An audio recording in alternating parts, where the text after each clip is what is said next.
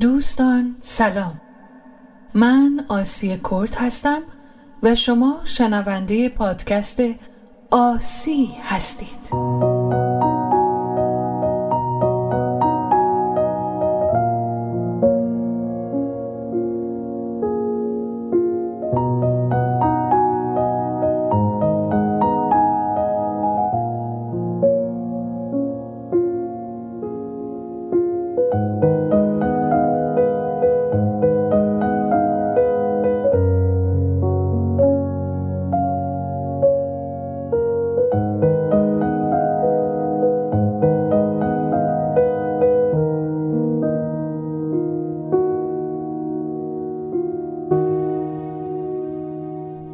خوش آمدید دوستان به اپیزود 17 پادکست آسی، جایی که قرار هست قسمت 3 کتاب مزرعه حیوانات اثر جورج اورول با برگردانی از احمد کسایی پور رو با هم بشنویم. اما پیش از اون خلاصه 2 قسمت قبل. در آغاز حیوانات مزرعه به رهبری خوک‌ها علیه آقای جونز شورش میکنن و او رو از مزرعه بیرون میکنن. اونها با الهام از اندیشه های میجر پیر تصمیم میگیرن جامعه‌ای برابر و آزاد بنا کنند و 7 فرمان رو به عنوان اصول اصلی بر دیوار می نویسن. در ابتدا همه چیز بر پایه برابری پیش میره و حیوونا با شور و شوق کار میکنن. محصول فراوانی به دست میارن و احساس غرور و استقلال میکنن. خوک‌ها به تدریج رهبری عملی رو در دست میگیرن، چون هم باسوادتر از بقیه بودند و هم شجاعتر. آرام آرام بر دیگران مسلط میشن. کم کم نشانه‌های تغییر در فرمانها و رفتار خوک‌ها پدید میاد. برای نمونه اونها شیر و سیب‌ها رو فقط برای خودشون برمیدارن و این کار رو با توجیه حفظ سلامت رهبری توجیه میکنن. هرچند برخی حیوانات به این تبعیض مشکوک میشن، اما در نهایت میپذیرن. بعدها وقتی خوک‌ها به خونه آقای جونز نقل مکان میکنن و حتی از تخت خوابهای او استفاده میکنن، دیگه کسی اعتراضی نمیکنه، زیرا هر بار با سخنهای پیچیده یا دستکاری فرمانها قانع میشن و به سکوت کشانده میشن. بریم با هم ببینیم در قسمت 3 مزرعه حیوانات چه اتفاقاتی در انتظار ماست.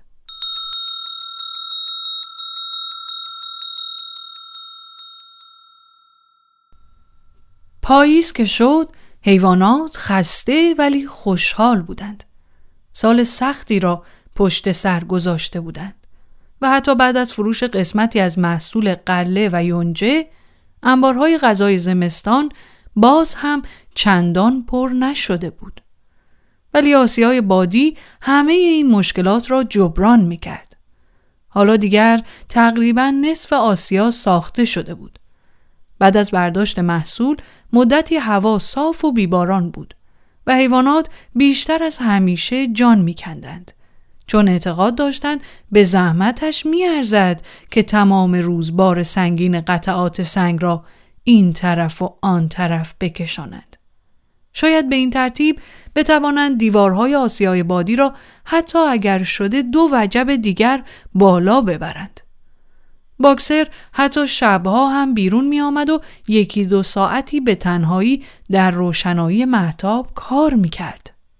حیوانات در اوقات فراغتشان بارها دور آسیای نیمه تمام راه می رفتند و استحکام و شکل قائم دیوارهای آن را تحسین می کردند و از اینکه توانسته بودند بنایی تا این حد با شکوه بسازند به شگفت می آمدند. فقط بنجامین پیر بود که به آسیای بادی علاقه‌ای نشان نمی داد، گرچه طبق معمول فقط به این اشاره 2 پهلو بسنده می کرد که عمر الاغ‌ها دراز است. ماه نوامبر فرا رسید با بادهای طوفنده‌ای که از جنوب غرب می‌وزید. باید کار ساختمان را متوقف می‌کردند، چون هوا آنقدر بارانی بود که دیگر نمی‌شد ملات سیمان درست کرد. سرانجام یک شب چنان طوفان شدیدی وزید که پی ساختمان‌های مزرعه به لرزه افتاد و چند آجر از سقف انبار بزرگ کنده شد. مرغ‌ها جیغ زنان با وحشت از خواب پریدند، چون همگی همزمان خواب دیده بودند که صدای شلیک تفنگی را از دور شنیدند. صبحدم که حیوانات از جای خود بیرون آمدند، دیدند طوفان میله پرچم را به زمین انداخته و درخت نارونی هم در انتهای باغ مثل تربچه از ریشه در آمده است. تازه با این صحنه روبرو شده بودند که فریاد نومیدانه‌ای از حلقوم همه حیوانات برخاست. چشم آنها به منظره مهیبی افتاده بود. آسیای بادی ویران شده بود. همگی با هم به آن نقطه هجوم بردند. ناپلئون که به ندرت پیش می آمد موقع راه رفتن عجله کند، پیشاپیش همه آنها می دوید. بله، همینطور بود. حاصل همه زحماتشان با خاک یکسان شده بود. سنگ‌هایی که با آن مکافات شکسته بودند و به آنجا حمل کرده بودند، همه جا پخش و پلا شده بود. اولش زبانشان بند آمد و ایستادند و با اندوه به توده درهم برهم سنگ‌ها چشم دوختند. ناپلئون در سکوت به چپ و راست می‌دوید و گاهی زمین را بو می‌کشید. دمش را سیخ کرده بود و به سرعت به این طرف و آن طرف تکان می‌داد که نشانه فعالیت ذهنی شدید او بود. ناگهان گویی تصمیم خود را گرفته باشد، از حرکت باز ایستاد و به آرامی گفت: رفقا، میدونین چه کسی این کارو کرده؟ میدونین کدوم دشمن ما بوده که شبونه اومده و آسیای بادی ما رو ویرون کرده؟ ناگهان با صدای رعدآسایی قرید: اسنوبال این کارو کرده. با اون خباثت ذاتیش خیال کرده میتونه مانع برنامه‌های ما بشه و به خاطر اخراج مفتضحانش از ما انتقام بگیره. این خائن در تاریکی شب خودش رو رسونده اینجا و نتیجه تقریباً 1 سال زحمت ما رو به باد داده. رفقا، من در همین جا و همین لحظه حکم مرگ اسنوبال رو صادر میکنم.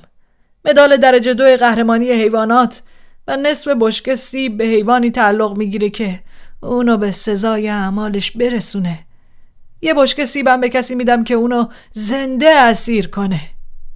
حیوانات وقتی فهمیدند حتی از اسنوبال هم برمی آید دست به چنین عمل شرارت باری بزند، بی اندازه منقلب شدند. از خشم فریادی کشیدند و همگی در این فکر فرو رفتند که اگر اسنوبال برگشت چطور می توانند او را بگیرند. تقریباً بلافاصله رد پای خوکی را میان چمنها در نزدیکی تپه کوچک پیدا کردند. رد پا فقط چند متری ادامه داشت، ولی ظاهراً به سوراخی میان پرچین منتهی می شد.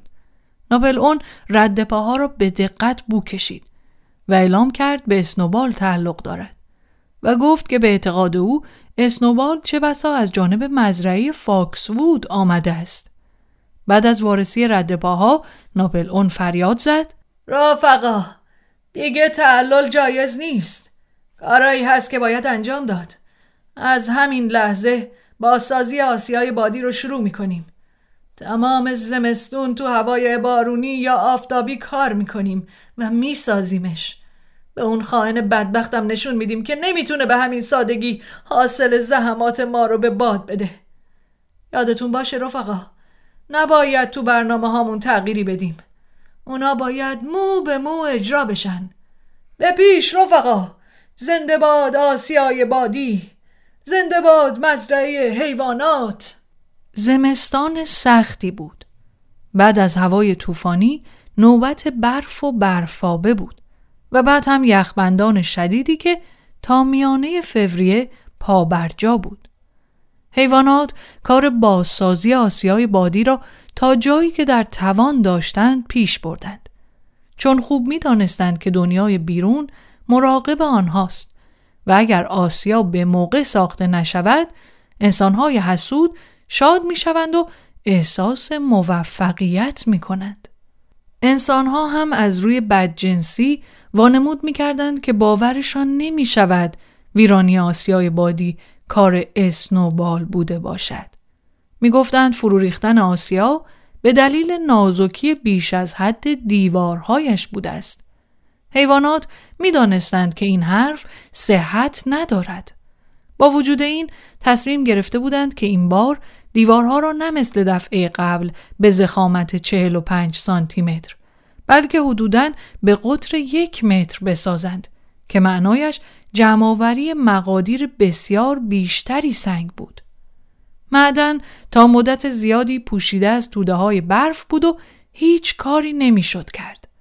هوا که خشک و یخبندان شد کارها اندکی پیش رفت، ولی اوضاع بیرحمانه‌ای بود و حیوانات دیگر مثل سابق احساس امیدواری نمی‌کردند. همیشه سردشان بود. معمولاً گرسنه هم بودند. فقط باکسر و کلوئر بودند که هرگز دل سرد نمی‌شدند. اسکویلر سخنرانی‌های آتشینی در مورد لذت انجام وظیفه و فضیلت کار ایراد می‌کرد، ولی حیوانات اغلب از قدرت باکسر قوت قلب می‌گرفتند. همینطور از شعار همیشگیش که بیشتر کار می‌کنم. در ماه ژانویه مواد غذایی کم شد.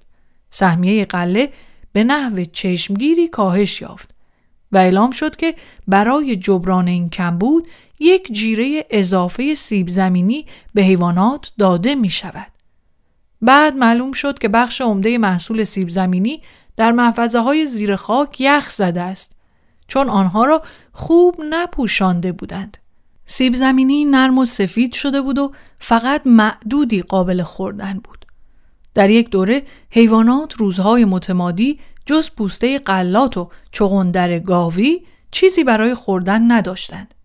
به نظر می آمد که مزرعه در آستانه قحطی قرار گرفته است.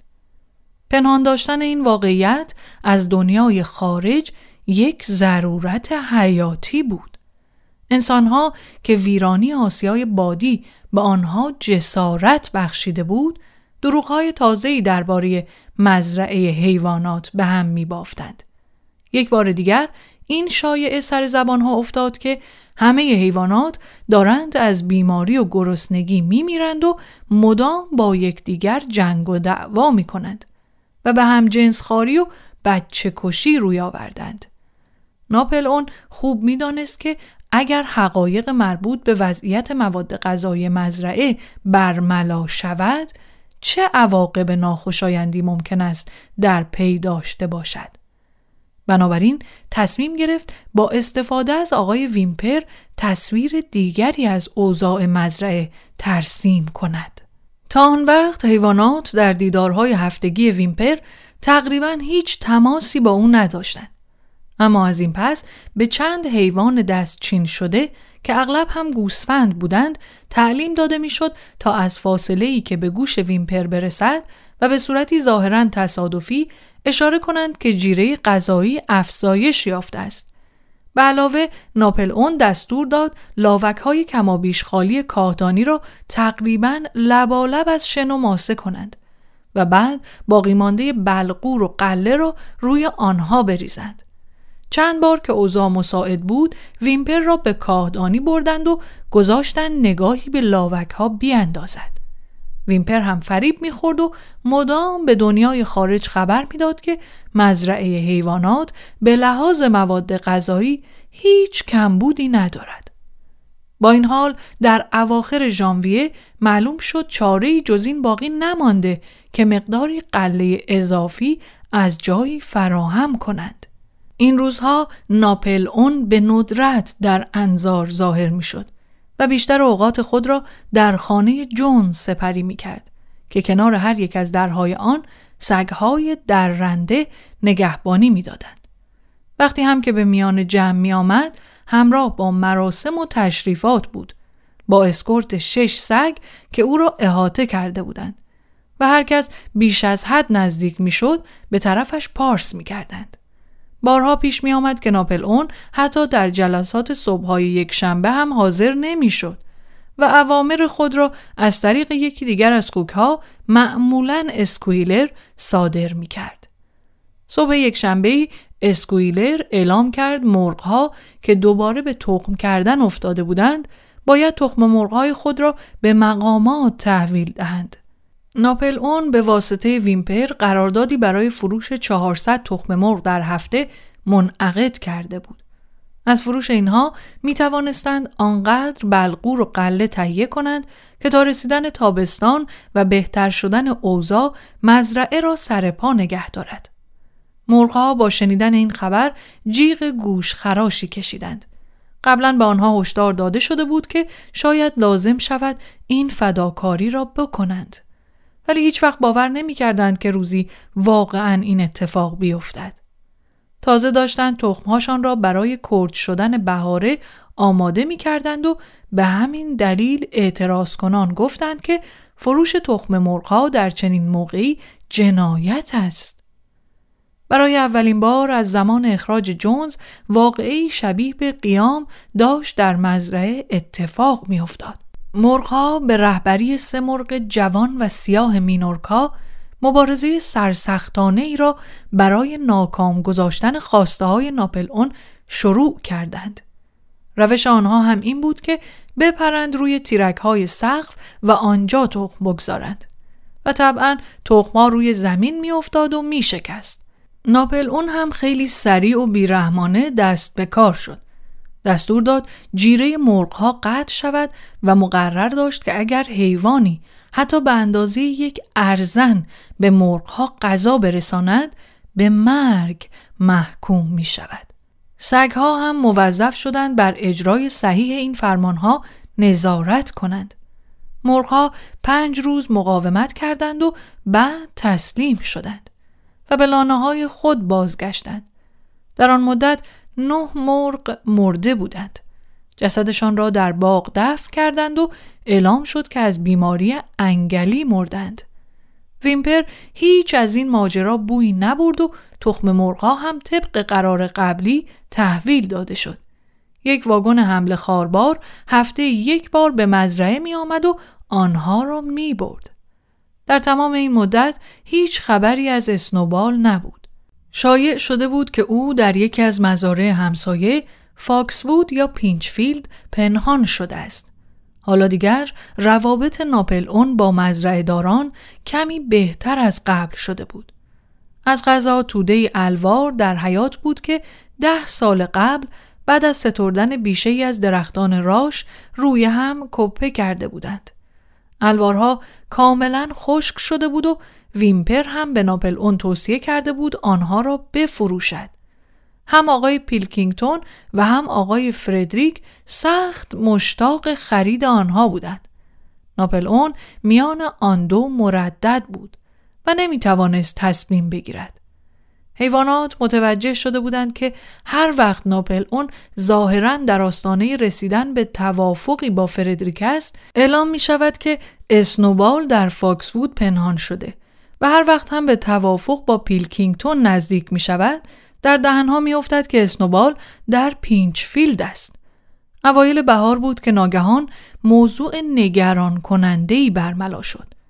اسنوبال شبها مخفیانه به مزرعه رفت و آمد می کرد. حیوانات چنان مضطرب شدند که دیگر خوابشان نمی برد. گفته می شد که اسنوبال هر شب در دل تاریکی بی سر و صدا وارد مزرعه می شود و دست به هر شرارتی می زند. غله می دزدد. سطل‌های شیر را واژگون می کند. تخم مرغ‌ها را می شکند. نهالستان‌ها را لگدکوب می کند. پوست تنه درختان میوه را با دندان می کند. دیگر عادتشان شده بود که هر وقت یک جای کار خراب می شد آن را تقصیر اسنوبال بیاندازند. اگر پنجره‌ای می شکست یا راه کانالی مسدود می شد به طور حتم کسی می گفت که اسنوبال شبانه آمده و آن کار را کرده است. وقتی هم که کلید کاهدانی گم شد همه حیوانات مزرعه یقین داشتند اسنوبال آن را داخل چاه انداخته است. عجیب است که حتی بعد از پیدا شدن کلید گم شده در زیر یک کیسه بلغور باز هم حیوانات بر همین اعتقاد باقی ماندند. گاوها متفق القول بودند که اسنوبال دزدانه به طویله آنها می آید و موقع خواب شیرشان را می دوشد. همچنین گفته می شد موشها که زمستان آن سال مشکل ساز شده بودند با اسنوبال پیمان اتحاد بستند. ناپلئون دستور داد تحقیقات کاملی در مورد فعالیت‌های اسنوبال انجام گیرد. خودش هم همراه با سگ‌های ملتزم رکابش بیرون آمد و ساختمان‌های مزرعه را یک به یک به دقت بازرسی کرد. سایر حیوانات هم به احترام او با حفظ فاصله‌ای به دنبالش روان بودند. ناپلئون هر چند قدم یک بار می ایستاد و زمین را برای یافتن رد پای اسنوبال بو می کشید. چون می گفت بوی او را تشخیص می دهد. همه گوشه و کنارها را بو کشید. انبار بزرگ، گاودانی، مرغدانی ها، کشتزار سبزیجات و رد پای اسنوبال را کمابیش در همه جا پیدا کرد.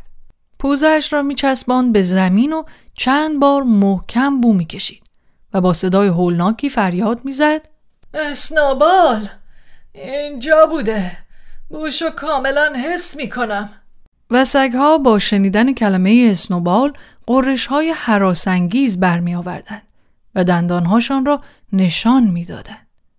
حیوانات سخت وحشت زده بودند. به نظرشان می آمد که انگار اسنوبال یک جور نیروی نامرئی است که در محیط اطرافشان پخش می شود و آنها را در معرض انواع خطرها قرار می دهد. غروب که شد، اسکویلر حیوانات را جمع کرد. با قیافه‌ای که نگران می نمود به آنها گفت که می خواهد خبر مهمی را به اطلاعشان برساند. اسکویلر با چند جست و خیز کوتاه عصبی فریاد زد: رفقا، موضوع واقعا وحشتناکی برملا شده.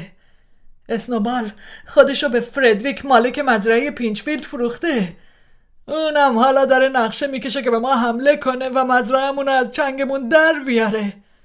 وقتی حمله شروع بشه قرار اسنوبال راهنمای اونا باشه، ولی قضیه از اینم وحشتناکتره. ما تا حالا خیال میکردیم که قیام اسنوبال به دلیل غرور و جاه طلبی اون بوده، ولی اشتباه میکردیم. رفقا، میدونین دلیل واقعیش چی بوده؟ اسنوبال از همون ابتدا هم دست جونز بوده. در تمام این مدت برای جونز جاسوسی میکرده. همه اینا رو از اسناد و مدارکی که از اون باقی مونده ثابت میکنم.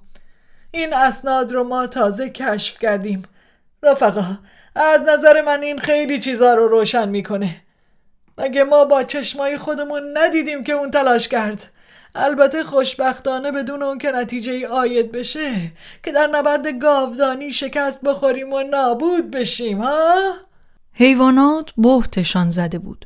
این اقدام اسنوبال حتی از ویران کردن آسیای بادی هم خبیثانه تر بود. ولی چند دقیقه‌ای که گذشت تازه ماجرا را به طور کامل هضم کردند. همه یادشان بود یا خیال می‌کردند یادشان می‌آمد که در نبرد گاودانی چطور اسنوبال را در صف اول حمله دیده بودند. چطور او مدام آنها را دور هم جمع می‌کرد و با آنها قوت قلب می‌داد. و حتی وقتی ساچمه‌های تفنگ جونز پشتش را زخمی کرده بود هم لحظه‌ای دست از جنگیدن بر نداشته بود. اما این با قضیه همدست بودن اسنوبال و جونز به این سادگی ها جور در نمی آمد. حتی باکسر هم که به ندرت در کاری چون و چرا می کرد گیج شده بود.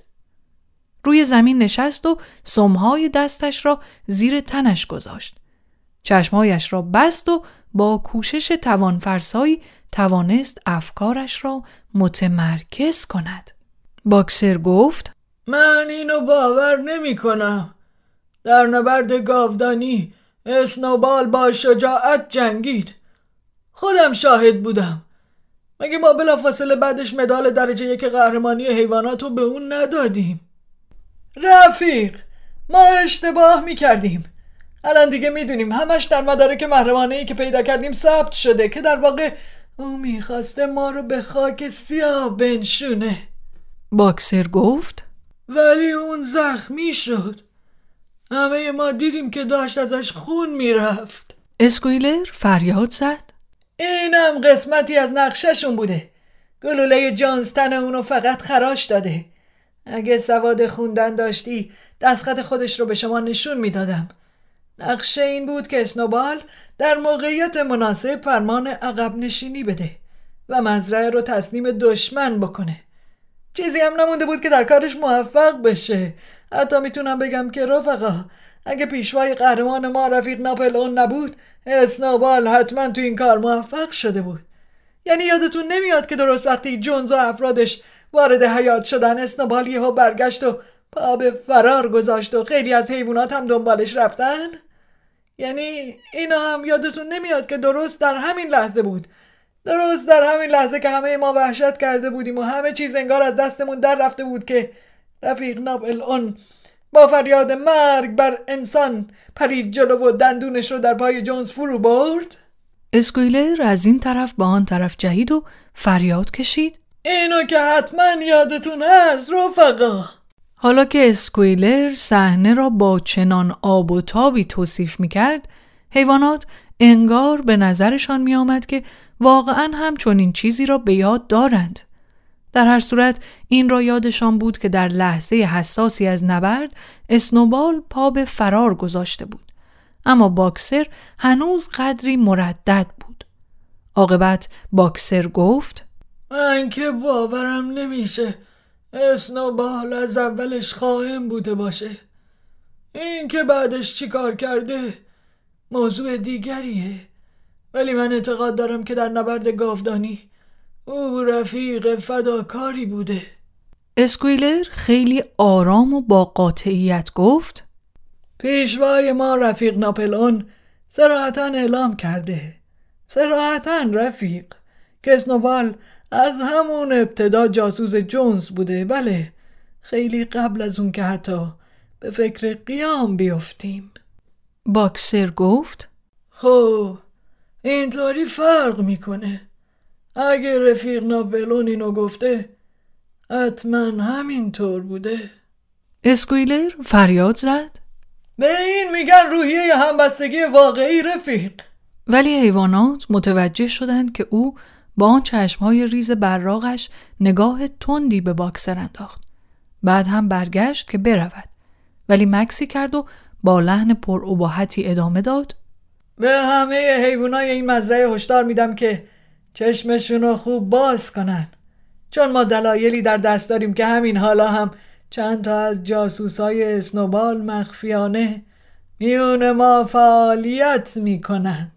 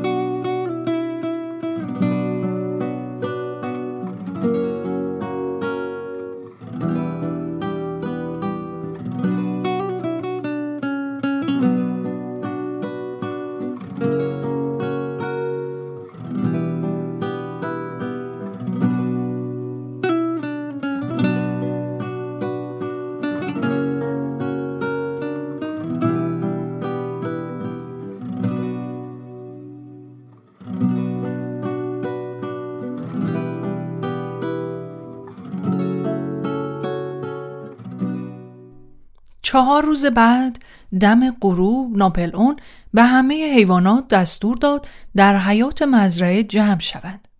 وقتی همه گرد هم آمدند، ناپلئون از خانه جونز بیرون آمد. هر دو مدالش را به خود آویخته بود. آخر او به تازگی مدال درجه 1 قهرمانی حیوانات و مدال درجه 2 قهرمانی حیوانات را به خودش اعطا کرده بود. 9 سگ غول پیکرش هم دور و برش جست و خیز می کردند و چنان غرش هایی برمی آوردند که مو بر تن هر حیوانی راست می کرد. حیوانات همگی در سکوت سر جای خود کس کردند. گویی از قبل می دانستند که واقعه وحشتناکی در پیش است. ناپلئون شق و رق ایستاد و جمعیت مقابلش را برانداز کرد. بعد زوزه گوش خراشی کشید. سگها بیدرنگ به جلو جستند و گوش 4 خوک را به دندان گرفتند و آنها را که از شدت درد و هراس جیغ می زدند کشان کشان آوردند و جلوی پای ناپلئون انداختند. از گوش خوکها خون می آمد و سگها هم که حالا مزه خون را چشیده بودند چند لحظه‌ای به نظر آمد کم مانده است به کلی هار شوند. در کمال تعجب همگان 3 از آنها به طرف باکسر هم هجوم بردند. با دیدن حمله آنها باکسر سم عظیم خود را بلند کرد و یکی از سگها را در هوا هدف قرار داد و او را نقش زمین کرد. سگ زوزه‌ای ملتمسانه کشید و آن 2 سگ دیگر هم دمشان را میان پاهاشان گرفتند و فرار کردند. باکسر به ناپلئون نگاه کرد تا دریابد حالا باید بزند آن سگ را له و لورده کند یا اینکه دست از سرش بردارد. اینطور به نظر رسید که رنگ چهره ناپلئون عوض شد و با لحن تندی به باکسر دستور داد سگ را رها کند. باکسر هم سمش را برداشت و سگ مضروب زوزه کشان از آنجا فرار کرد. بلافاصله جار و جنجال فروکش کرد. آن 4 خوک ترسان و لرزان منتظر بودند و از تمام وجناتشان آثار گناه پیدا بود. اکنون ناپلئون از آنها خواست به جنایات خود اعتراف کنند. اینها همان 4 خوکی بودند که وقتی ناپلئون همایش‌های یکشنبه را ملغا کرد به او اعتراض کرده بودند. خوک‌ها بدون معطلی اعتراف کردند که از همان لحظه اخراج اسنوبال مخفیانه با او در ارتباط بودند. در ویرانی آسیای بادی با او همکاری کردند. همچنین با او به توافق رسیدند که مزرعه حیوانات را به آقای فردریک تسلیم کنند. آنها اضافه کردند که اسنوبال محرمانه به آنها گفته که در سالهای گذشته جاسوس جونز بوده است. همین که اعتراف خوک‌ها به پایان رسید، سگ‌ها بی معطلی گلوی آنها را دریدند و ناپلئون با صدای وحشتناکی پرسید: آیا حیوان دیگری هست که بخواهد به چیزی اعتراف کند یا نه؟ همان 3 مرغی که سردسته قیام نافرجام بر سر تخم مرغ‌ها بودند پیش آمدند و اعلام کردند اسنوبال در خواب بر آنها ظاهر شده و تحریکشان کرده که از اوامر ناپلئون سرپیچی کنند. آنها هم به قتل رسیدند. سپس قاضی جلو آمد و اعتراف کرد در جریان برداشت محصول سال قبل 6 خوشه ذرت را مخفی کرده و شب نیز آنها را خورده است. بعد هم گوسفندی اعتراف کرد در برکه آبخوری ادرار کرده است. به گفته خودش اسنوبال او را به این کار برانگیخته بود. و 2 گوسفند دیگر هم اعتراف کردند قوچ پیری را از هواداران سینه چاک ناپلئون که دچار سرفه شده بود آنقدر دور تا دور آتش دنبال کردند که کشته شده است. آنها هم همگی در دم اعدام شدند. به این ترتیب ماجرای اعترافات و اعدامها ادامه پیدا کرد تا اینکه مقابل پای ناپلئون تلی از جسد روی هم انباشته شد و بوی خون همه جا را فرا گرفت. از زمان اخراج جونز چنین چیزی هرگز سابقه نداشت. بعد که همه چیز تمام شد، حیوانات باقی مانده به جز خوک‌ها و سگ‌ها دست جمعی از آنجا بیرون خزیدند. زار و نزار بودند و بهتشان زده بود. نمی‌دانستند کدام یک هولناکتر است.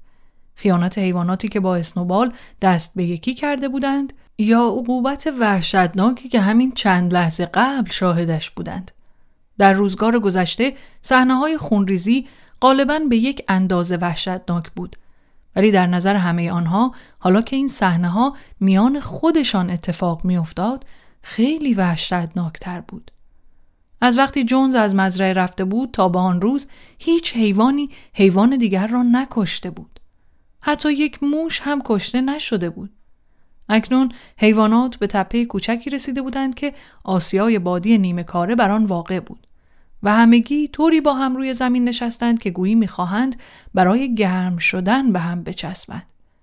کلوئر، موریل، بنجامین، گاوها، گوسفندها و گروه کاملی از قازها و مرغها، یعنی عملاً همه حیوانات مزرعه، البته جز گربه که درست قبل از اینکه ناپلئون فرمان جمع شدن حیوانات را صادر کند ناگهان غیبش زده بود.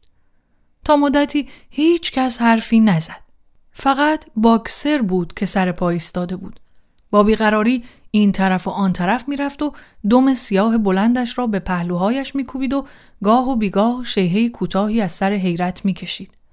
عاقبت باکسر گفت: سر در نمیارم. اصلا باورم نمیشد که یه روز چنین اتفاقاتی توی مزرعه ما بیفته. لابد یه جای کار خود ما ایراد داشته. به نظرم چاره درد ما اینه که بیشتر کار کنیم. از این به بعد من صبح 1 ساعت زودتر بیدار میشم. و با یورتمه سنگین خود راه افتاد و به طرف معدن سنگ رفت. وقتی به آنجا رسید پشت سر هم 2 گاری پر از سنگ جمع کرد و به محل آسیای بادی برد و بعد هم برای استراحت شبانه از کار دست کشید. حیوانات بی هیچ سخنی دور کلوئر به هم چسبیدند. تپه کوچک از نقطه‌ای که آنها نشسته بودند چشمانداز وسیعی به زمین‌ها داشت. قسمت عمده‌ای از مزرعه حیوانات پیش چشم آنها گسترده بود.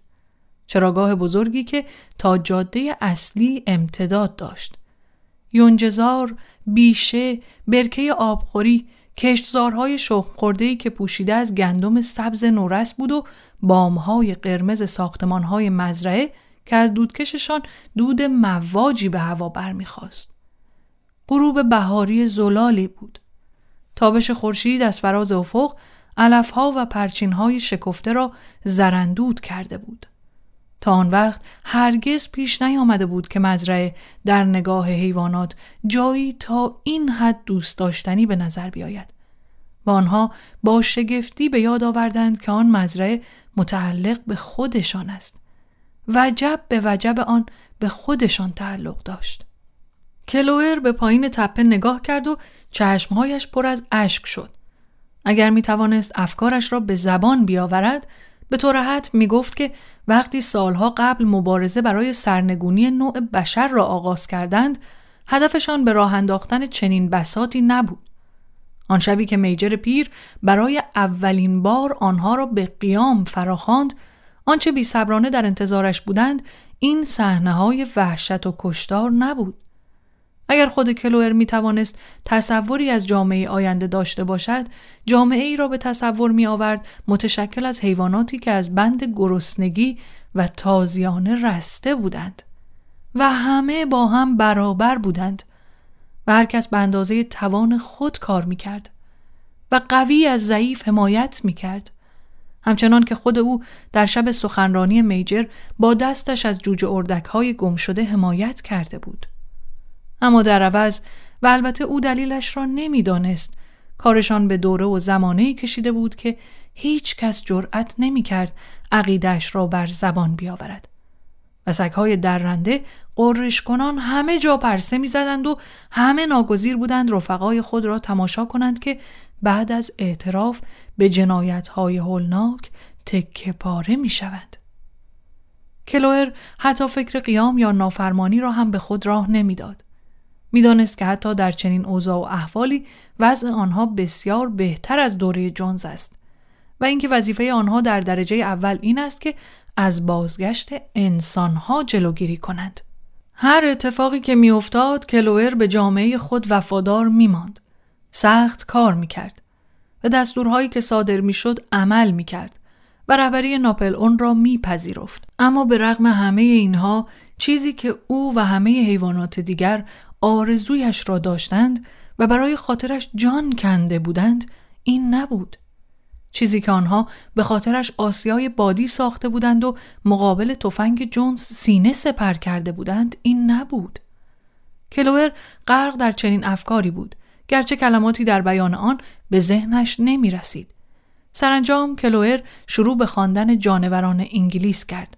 به نظرش آمد که این سرود میتواند به نحوی جایگزین کلماتی باشد که او قادر به یافتنشان نبود. بقیه حیوانات هم که دور او نشسته بودند همگی دم گرفتند و آن را 3 بار از اول تا آخر خواندند با لحنی بسیار آهنگین، منتها آهسته و غمگین، به نحوی که تا آن وقت هرگز نخوانده بودند. تازه برای 3مین بار خواندن سرود را به پایان رسانده بودند که اسکویلر به همراهی 2 سگ با حالتی که انگار می‌خواهد خبر مهمی بدهد با آنها نزدیک شد. اسکویلر اعلام کرد که با حکم ویژه رفیق ناپلئون سرود جانوران انگلیس ممنوع شده است. از آن پس خواندن این سرود جایز نبود. حیوانات خشکشان زد. موریل فریاد کشید: آخه برای چی؟ اسکویلر به سردی گفت: دیگه احتیاجی به اون نیست رفیق. جانوران انگلیس سرود دوره قیام بود، ولی دیگه قیام به پایان رسیده. اعدام اون خیانتکارها در بعد از ظهر امروز پرده آخر قیام بود. حالا دیگه دشمنان داخلی و خارجی هر دو شکست خوردند. در جانوران انگلیس ما آرزوی خودمون رو برای دستیابی به جامعه بهتر در روزهای آینده بیان می‌کردیم. ولی اون جامعه اکنون به وجود اومده. بدیهیه که این سرود دیگه هیچ معنایی نداره. با اینکه حیوانات وحشت زده بودند، بعید نبود که برخیشان به این تصمیم اعتراض کنند. ولی در همین لحظه گوسفندها طبق معمول بعبع کنان شعار 4 پای خوب 2 پای بد را سر دادند که چند دقیقه ادامه یافت و مانع بحث و جدل شد. این بود که سرود جانوران انگلیس را دیگر کسی نشنید. به جای آن مینیمس شاعر مزرعه سرود دیگری تصنیف کرده بود که اینطور شروع می شد: مزرعه حیوانات، مزرعه حیوانات، از من به تو هیچ گزندی مرساد. این سرود را هر یک شنبه صبحها بعد از افراشتن پرچم می خواندند. ولی به نظر حیوانات یک جورهایی نه شعر این سرود و نه آهنگش به پای جانوران انگلیس نمی رسید. چند روز بعد که وحشت ناشی از اعدامها فروکش کرد، چند تن از حیوانات به خاطر آوردند یا اینکه تصور کردند به خاطر می آورند که فرمان 6 مقرر می داشت هیچ حیوانی حق ندارد حیوان دیگری را بکشد.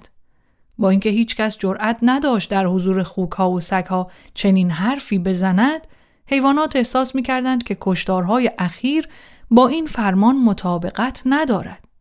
کلوئر از بنجامین خواست فرمان 6 را برایش بخواند و وقتی بنجامین طبق معمول گفت که خوش ندارد در چنین اموری دخالت کند، کلوئر رفت و موریل را آورد. موریل هم فرمان را برایش خواند. متن فرمان از این قرار بود: هیچ حیوانی حق ندارد حیوان دیگری را بدون دلیل بکشد. معلوم نبود چرا این 2 کلمه ما قبل آخر از خاطر حیوانات رفته بود. اما حالا آنها می دیدند که فرمان زیر پا گذاشته نشده است، چون طبعاً برای کشتن خیانتکارانی که با اسنوبال دست به یکی کرده بودند دلایل موجهی وجود داشت. در تمام آن سال حیوانات حتی از سال گذشته هم بیشتر کار کردند. بازسازی آسیای بادی با دیوارهایی به قطر 2 برابر دیوارهای قبلی و به پایان رساندن آن در موعد مقرر همزمان با کارهای معمول مزرعه زحمت طاقت فرسایی بود. مواقعی بود که حیوانات به نظرشان می آمد در مقایسه با دوره جونز ساعتهای بیشتری کار می کنند و غذای بیشتری هم گیرشان نمی آید. صبحهای یک شنبه اسکویلر توماری به دست می گرفت و به قرائت فهرست‌های متعددی از آمار و ارقام می پرداخت که ثابت می کرد تولید هر گروه از مواد غذایی بسته به مورد 200% یا 300% یا 500% افزایش داشته است. حیوانات دلیلی نمی دیدند حرفای او را باور نکنند. به خصوص که دیگر درست به خاطر نداشتند اوضاع مزرعه قبل از قیام چگونه بوده است. با این همه روزهایی بود که احساس می کردند ای کاش به جای آمار و ارقام غذای بیشتری نصیبشان می شد. حالا دیگر همه دستورها از طریق اسکویلر یا یکی دیگر از خوک‌ها به اطلاع آنها می رسید. خود ناپلئون غالباً زودتر از هر 2 هفته یک بار در انظار ظاهر نمی شد. وقتی هم که می آمد فقط موکب سگ‌هایش نبود که همراهیش می کردند، بلکه جوجه خروس سیاهی هم بود که پیشاپیش او قدمرو می رفت و به نوعی نقش شیپورچی را ایفا می کرد و قبل از سخنرانی ناپلئون قوقولی قوقوی بلندی سر می داد. گفته می شد که حتی در خانه اربابی هم ناپلئون در بخش مجزایی از دیگران اقامت کرده است. به تنهایی غذا می خورد. با 2 سگ که در خدمتش بودند و همیشه هم در سرویس غذاخوری کراون دربی غذا صرف می‌کرد که در قفسه شیشه‌ای اتاق پذیرایی قرار داشت. همچنین اعلام شده بود که از این پس علاوه بر 2 جشن سالانه دیگر هر سال در زادروز ناپلئون به افتخارش تفنگ شلیک خواهند کرد. حالا دیگر به هیچ وجه ناپلئون را همینجور خشک و خالی ناپلئون صدا نمی زدند. همیشه او را خیلی رسمی پیشوای ما رفیق ناپلئون می خواندند. و خوک‌ها هم خوش داشتند لقب‌هایی به او بدهند از قبیل پدر همه حیوانات، مایه هراس نوع بشر، محافظ عاقل گوسفندان و یار و یاور جوجه اردکان و غیره و غیره.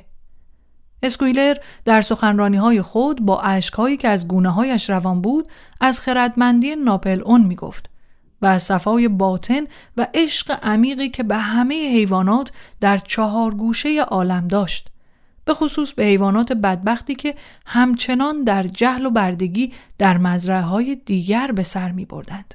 رفته رفته معمول شد که هر دستاورد پیروزمندانه و هر یاری بخت مساعد را به ناپلئون نسبت بدهند. بسیار پیش می آمد که مرغی به مرغ دیگر می گفت تحت رهبری پیشوای ما رفیق ناپلئون من ظرف 6 روز 5 تخم گذاشتم. یا اینکه 2 گاو همینطور که خوشخوشک از برکه آب می‌خوردند ذوق زده می‌گفتند به برکت رهبری رفیق ناپلئون این آب چه مزه گوارایی می‌دهد. حالا هوای عمومی مزرعه در شعری با عنوان رفیق ناپلئون سروده مینیمس به خوبی توصیف شده بود که متنش از این قرار بود: ای پشت و پناه بی پدران، ای سرچشمه سعادت، ای سرور سطل آشغال سبزی، آنگاه که بر دیدگان آرام و تحکم آمیز تو چشم می‌دوزم روح و روانم آتش می‌گیرد. همچون خورشید در دل آسمان رفیق ناپلئون، تویی بخشنده هر آنچه که مخلوقاتت دوست می‌دارند. شکم‌های سیر روزی 2 وعده، بسترهای پاکیزه کاه، هر جانوری بزرگ یا کوچک در آغل خیش می‌خسبد غرق آرامش، چرا که تو با هوشیاری بیدار میمانی رفیق ناپلئون. اگر بچه خوک شیرخواری می داشتم بیش از آن که قد بکشد و ببالد، حتی به قدر 1 بطری نیم لیتری یا به قدر 1 وردنه می بایست بیاموزد که به آستان تو وفادار بماند و خدمت گذار. آری، می بایست چنین باشد نخستین جیغ زندگی او، رفیق ناپلئون. ناپلئون این شعر را پسندید و دستور داد آن را بر دیوار انبار بزرگ درست روبروی 7 فرمان بنویسند. تمثال نیمرخی از ناپلئون هم که اسکویلر با رنگ سفید نقاشی کرده بود بر فراز آن جای گرفت. در این میان ناپلئون به واسطه ویمپر درگیر مذاکرات پیچیده‌ای با فردریک و پیلکینگتون بود. موجودی الوار هنوز فروخته نشده بود. از بین آن 2 فردریک به تصاحب الوارها تمایل بیشتری نشان میداد، ولی قیمت معقولی پیشنهاد نمی کرد. در این حال دوباره شایعاتی بر سر زبانها افتاده بود که فردریک و افرادش مشغول طراحی حمله‌ای به مزرعه حیوانات هستند و می‌خواهند آسیای بادی را ویران کنند، زیرا ساختن آسیا حسد فردریک را سخت برانگیخته است. شایع بود که اسنوبال همچنان در مزرعه پینچفیلد پنهان است. در میانه تابستان حیوانات وحشت زده با خبر شدند 3 تن از مرغ‌ها داوطلبانه اعتراف کردند که به تحریک اسنوبال دستاندرکار توطئه‌ای برای قتل ناپلئون بودند. مرغ‌ها بیدرنگ اعدام شدند و تدابیر امنیتی تازه‌ای برای حفظ جان ناپلئون به عمل آمد. 4 سگ شبها در اطراف تخت خواب او نگهبانی می‌دادند.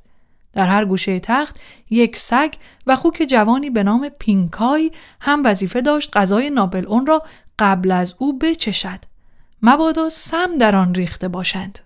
کمابیش در همین ایام بود که اعلام شد ناپل اون توافق کرده است موجودی الوار را با آقای پیلکینگتون بفروشد. او همچنین قصد داشت قراردادی دائمی برای مبادله برخی محصولات میان مزرعه حیوانات و فاکس وود به امضا برساند.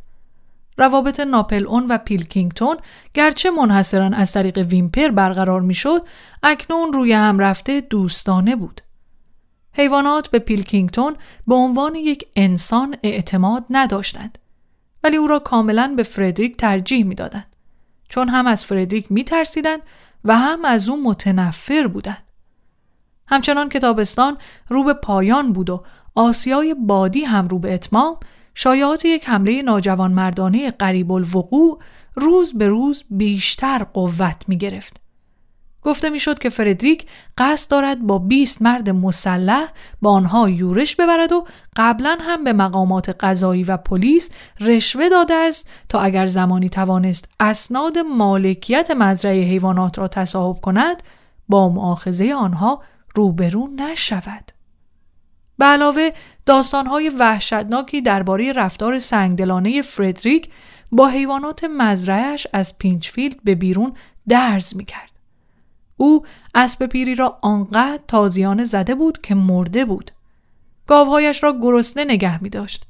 سگی را داخل کوره انداخته و کشته بود و غروب‌ها برای تفریح تکه‌هایی از تیغ ریش‌تراش به سیخک پای خروس‌ها می‌بست و آنها را به جان هم می‌انداخت. حیوانات با شنیدن این بلاهایی که بر سر رفقایشان آمده بود، خونشان از خشم به جوش آمد و گاهی هیاهو کنان درخواست می‌کردند با آنها اجازه داده شود دست جمعی بیرون بروند و به مزرعه پینچفیلد حمله کنند و انسانها را از آنجا بیرون برانند و حیوانات را آزاد کنند. ولی اسکویلر با آنها توصیه می‌کرد از اقدامات نسنجیده اجتناب کنند و به استراتژی رفیق ناپل اون اعتماد داشته باشند.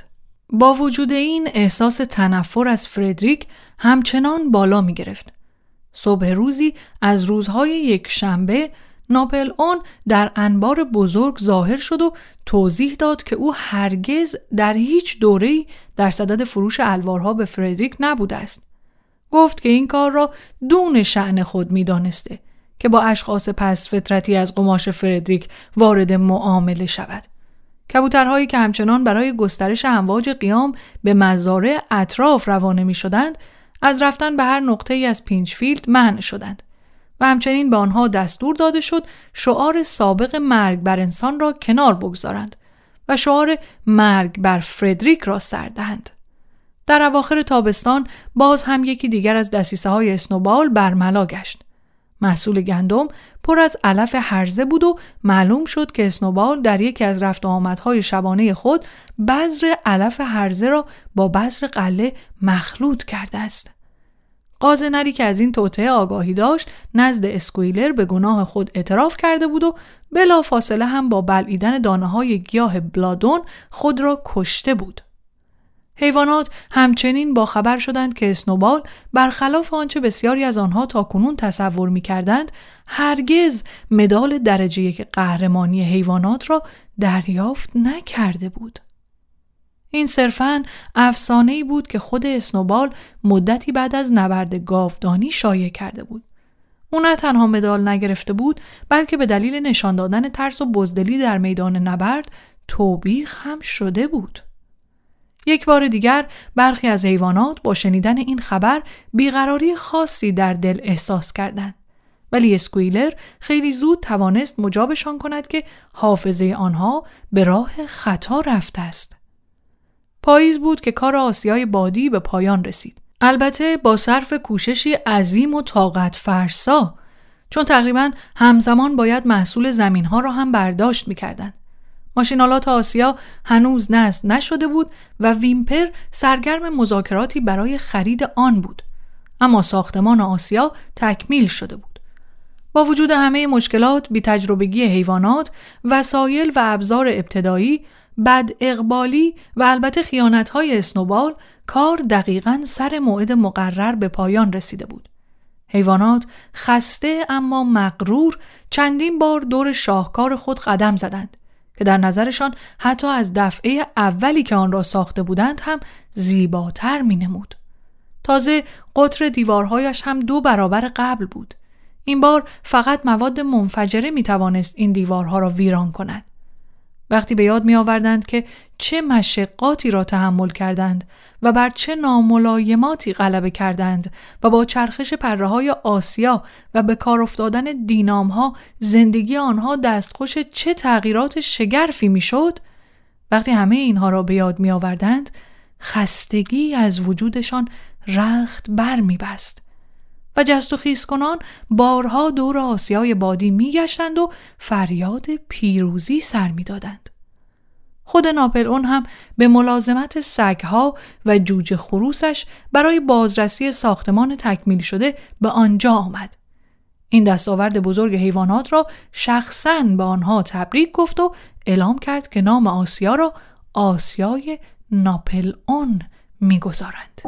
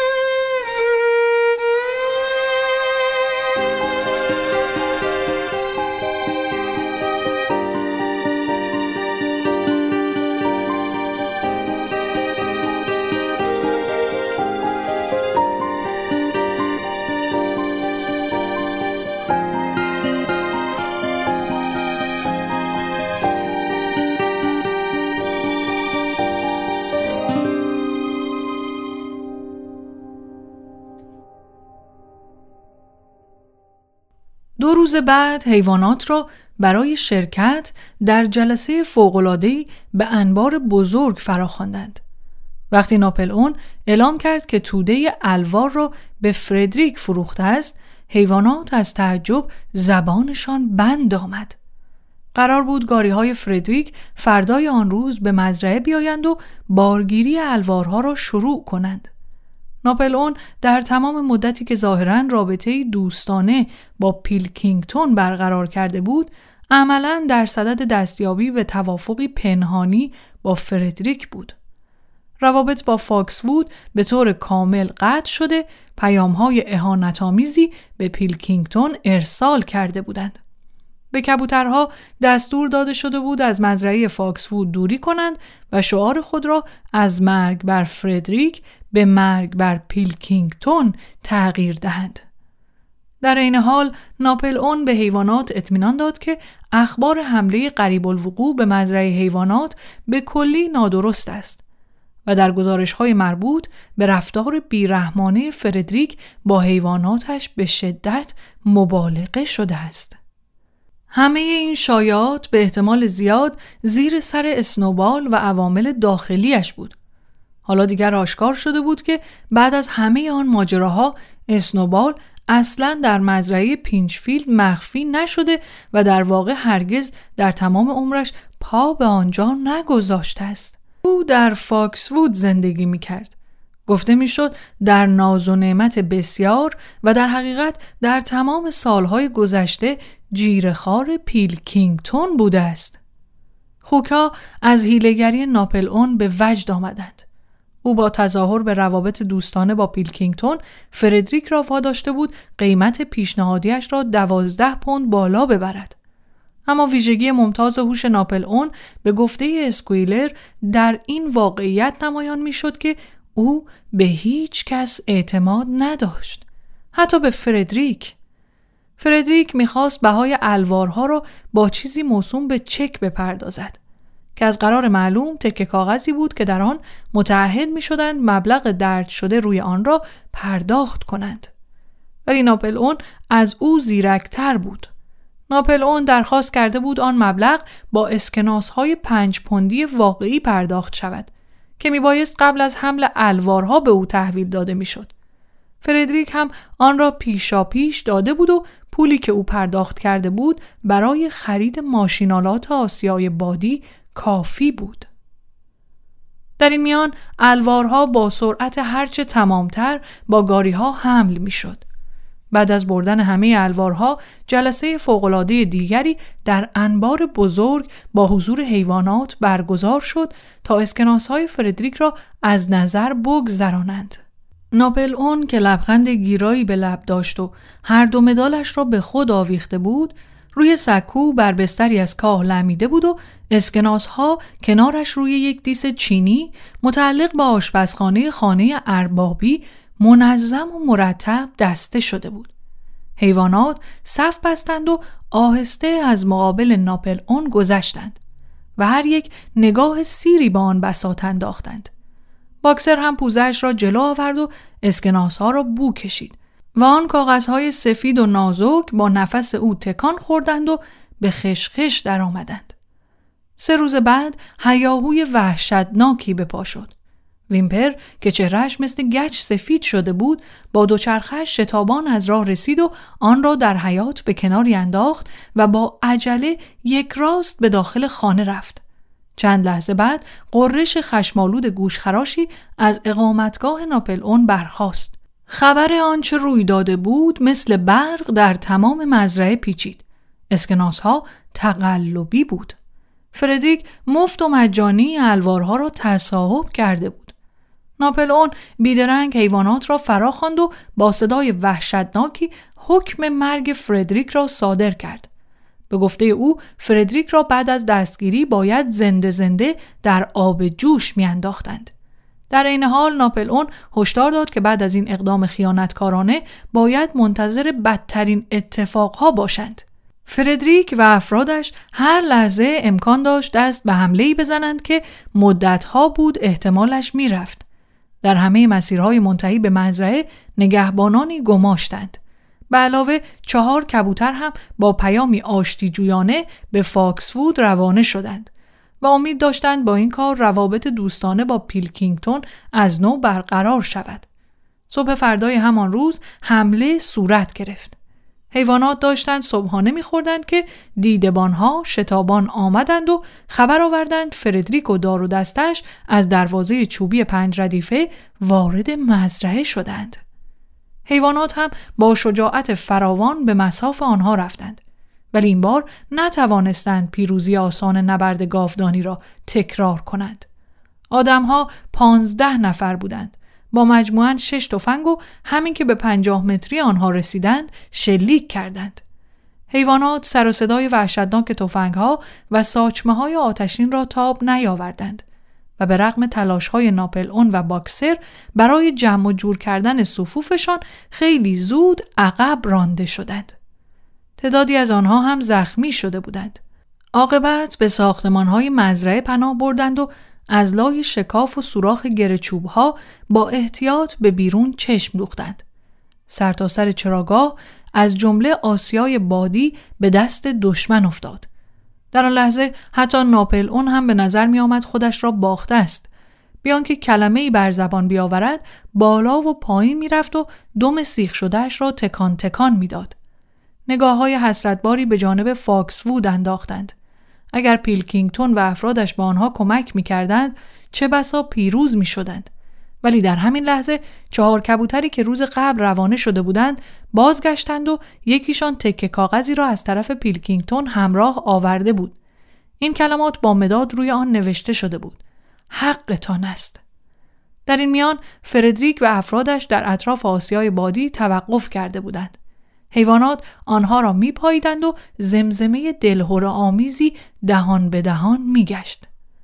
2 مرد دیلم و پوتک را به دست گرفته بودند. میخواستند آسیای بادی را خراب کنند. ناپلئون فریاد زد: محاله، ما دیوارا رو اونقدر قطور ساختیم که نمیتونن این کارو بکنن. 1 هفته هم زور بزنن نمیتونن خرابش کنن. شجاع باشید رفقا. اما بنجامین با دقت حرکات آن مردها را میپایید. 2 نفری که پوتک و دیلم به دست گرفته بودند داشتند محلی نزدیک پی آسیای بادی را سوراخ می‌کردند. بنجامین آهسته و با حالتی کمابیش تمسخرآمیز پوزه درازش را تکان داد و گفت: فکرشو می‌کردم. مگه نمی‌بینین چی کار دارن می‌کنن؟ یه دقیقه دیگه توی اون سوراخ باروت میچپونن. حیوانات وحشت زده انتظار کشیدند. حالا دیگر امکان نداشت از پناه ساختمان‌ها خارج شوند. چند دقیقه بعد آدم‌ها را دیدند که دوان دوان از آسیای بادی دور می‌شوند و هر یک به سمتی می‌روند. بعد صدای غرش کرکننده‌ای برخاست. کبوترها چرخ زنان به هوا پریدند و همه حیوانات جز ناپلئون خودشان را به شکم روی زمین انداختند و سرشان را پنهان کردند. وقتی دوباره از جا بلند شدند، ابر عظیمی از دود سیاه محوطه ساختمان آسیای بادی را فرا گرفته بود. وزش نسیم با آهستگی ابر را کنار زد. آسیای بادی ناپدید شده بود. حیوانات با دیدن این صحنه شجاعت خود را باز یافتند. نومیدی و هراسی که چند لحظه قبل با آنها دست داده بود، در احساس خشمشان نسبت به این اقدام زشت و شرم‌آور از میان رفت. نعره انتقامشان به هوا بلند شد و بی آنکه منتظر دستور کسی باشند، همگی با هم هجوم بردند و یک راست به جانب دشمن شتافتند. این بار دیگر به ساچمه گلوله‌های بیرحمی که مانند تگرگ بر سر و رویشان می‌بارید وقعی نگذاشتند. نبرد سخت و سهمگینی بود. آدم‌ها بارها و بارها شلیک کردند و وقتی حیوانات به نزدیکی آنها رسیدند با چوب و چماق و بوتین‌های سنگینشان به جان حیوانات افتادند. 1 گاو و 3 گوسفند و 2 قاز کشته شدند و تقریباً همه حیوانات زخم برداشتند. حتی ناپلئون که از دور عملیات را رهبری می‌کرد، نوک دمش با اصابت ساچمه‌ای قطع شد. اما آدم‌ها هم از این نبرد بی‌نصیب نماندند. ضربات سم باکسر سر 3 نفرشان را شکست. شاخ گاوی شکم 1 نفرشان را سوراخ کرد. جسی و بلوبل شلوار یکی دیگرشان را تقریباً تکه پاره کردند.